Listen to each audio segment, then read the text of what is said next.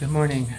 Today we are scraping paint and we're mortaring up with a vinyl concrete patcher from Quickcrete. I'm looking over there to see the name again. Working a lot of different concretes, so I'm patching up all of this. I could caulk it up, but I don't want to caulk it up because right here, let me flip the camera over. Right here they use caulk, and caulk is good, but it's just temporary. 5 years, this thing will be eroding and you're gonna have problems. And if I look really closely, I don't know if you can see it, you could probably see some light over there.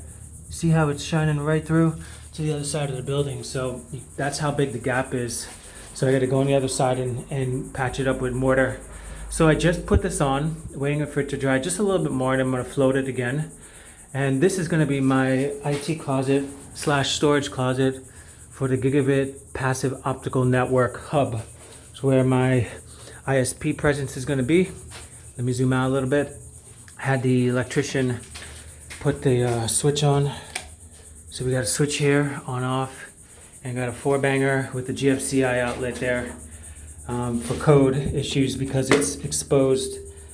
But if this was totally enclosed, I don't need the GFCI, but I have the GFCI dedicated power.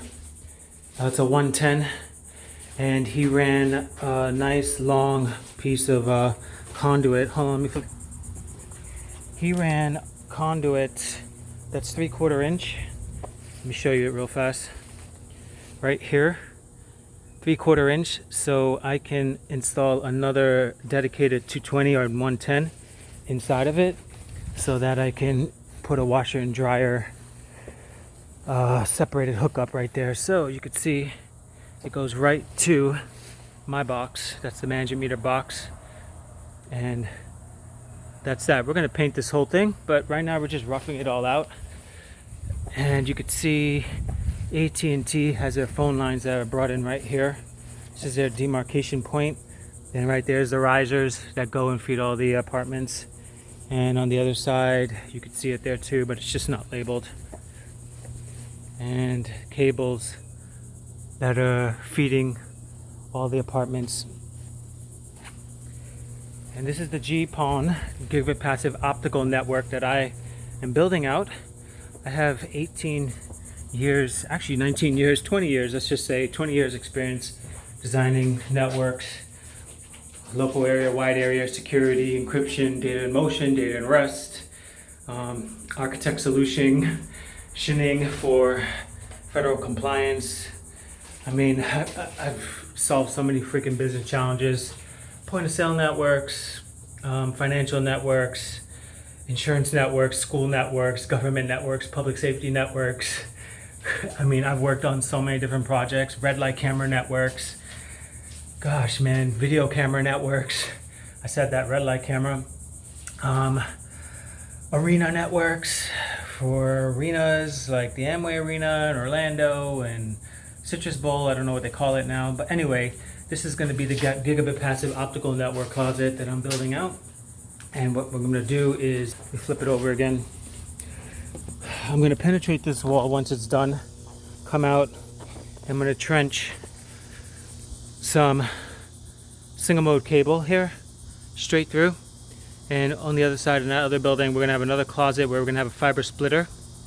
And that's going to feed that building of apartments.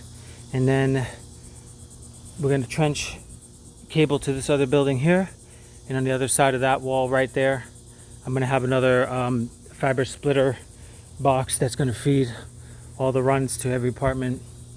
So this is going to be the main hub right here.